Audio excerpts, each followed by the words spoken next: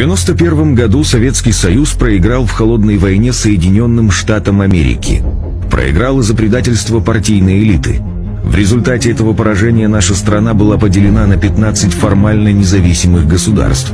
А новые национальные элиты и Запад получили узаконенную возможность грабить разделенный советский народ.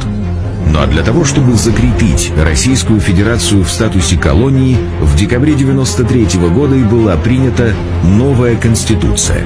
Текст ее нашим законотворцам заботливо помогали писать американские советники. Естественно, в угоду своим, американским интересам. Ведь это геополитика, ничего личного.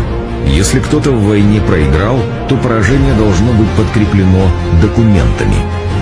Через статьи новой Конституции была юридически оформлена скрытая колонизация России, самого большого осколка СССР. А теперь посмотрим, какие положения основного закона в завуалированной форме лишают нашу страну суверенитета. Для удобства назовем эти положения информационными минами.